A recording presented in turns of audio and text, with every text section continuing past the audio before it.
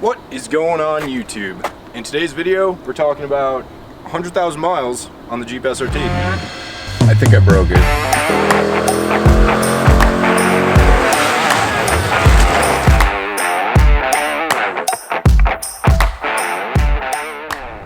If you guys are new to the channel, my name's Josh. I've had this Jeep for about 18 months and I've been performing all the maintenance on it myself.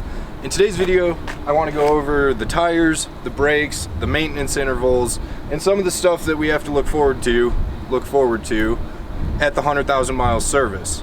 Now, unfortunately, in the owner's manual, there is no 100,000 mile service for the SRT. It ends at 78,000 miles, and we're at 89, 90, and we're coming up on it. One of the big things that a lot of people consider when they're thinking about purchasing one of these is tires and brakes.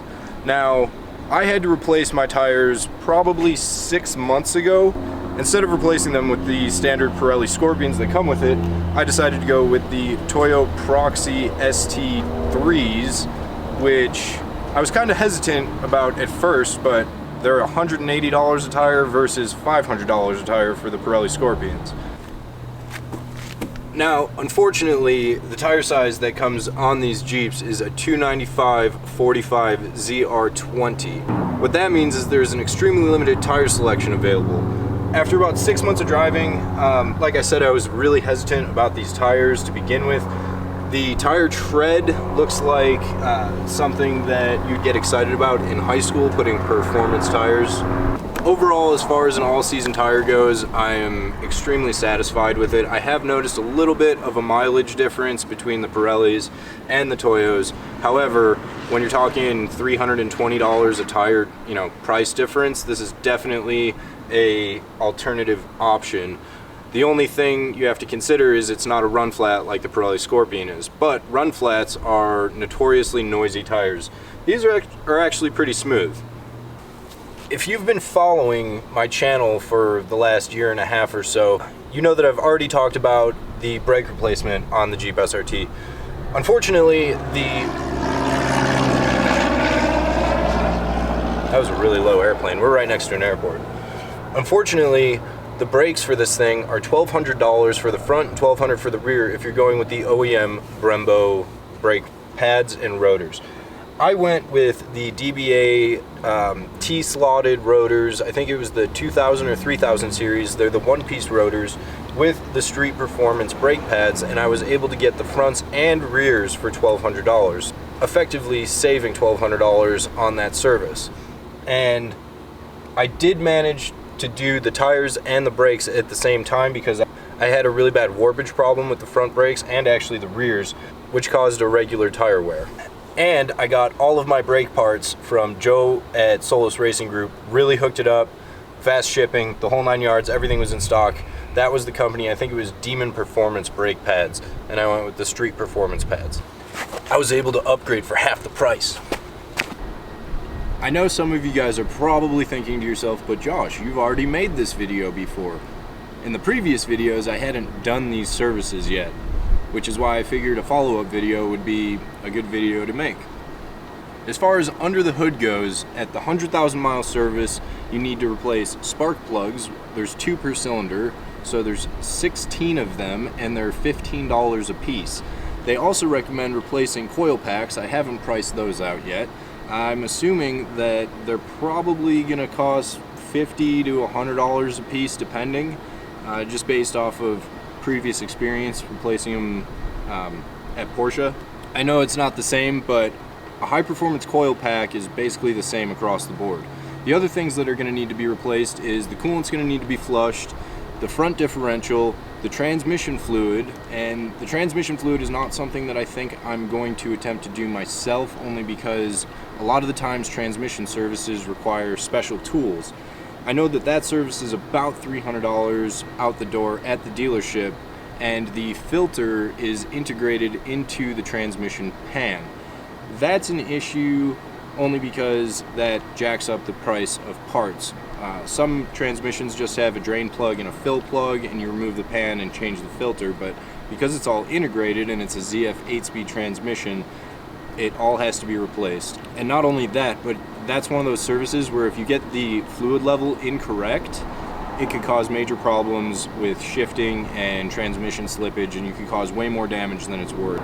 If I had the workshop manual associated with doing that service, I'd have no problem doing it myself, but like I said, there's some things that you just have to leave to the dealership, and that's just the way it is. Another thing that I would recommend doing is your power steering fluid. I think I said transfer case already, and I'll just throw the rear diff in there, even though it's a new rear diff with new fluid in the last probably 15,000 miles. Another question that you guys have asked me is what kind of exhaust do I have? I bought this Jeep with the Borla Attack exhaust on it, and I haven't had to do anything to it. It has these back pressure valves that are spring loaded that squeak, and it drives me crazy, but I'm not about to spend, you know, however much money on new exhaust in order to get rid of that. Also, the back pressure is definitely needed when you're pulling away from a stoplight. It adds to torque and power and all that good stuff. But, I don't know, I've never made an exhaust video, so...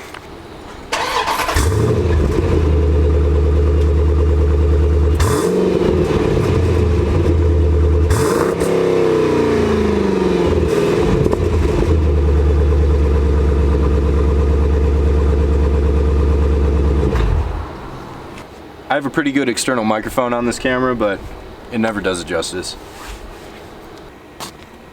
As far as plans for modifications go, especially with the whole coronavirus thing, can't afford that.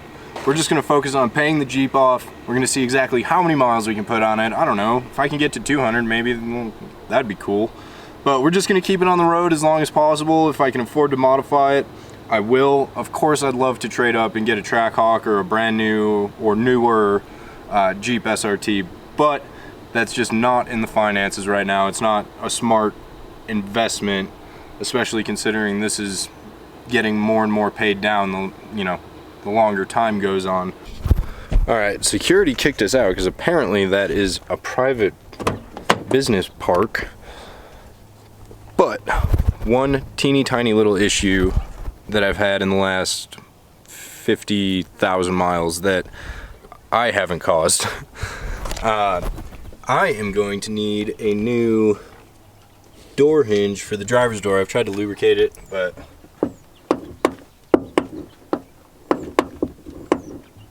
it's not as bad.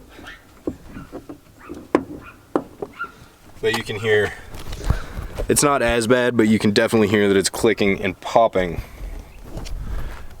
On another note, I do have giveaway stuff for you guys. A couple of posters, that carbon ceramic brake rotor that I'm probably going to turn into a clock at some point or another. So let's go check that stuff out. We've got two posters. One is the 911 RSR. And the other one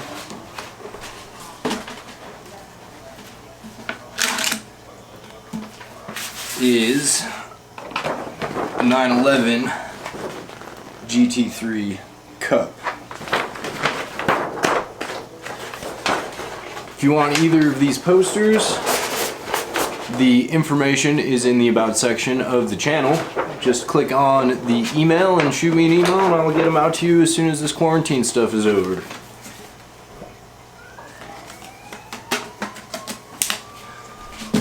And then one more thing. I've got the clock mechanism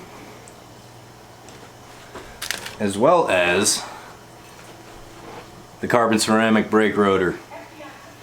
So this will be probably a raffle item and not a giveaway item, since this is a $6,000 brake rotor.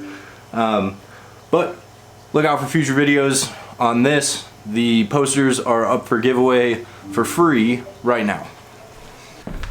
So that pretty much wraps it up for today's video. You know what to do. Smash like, hit the subscribe button. It's about 6:30. Mama's getting hungry. Dinner time.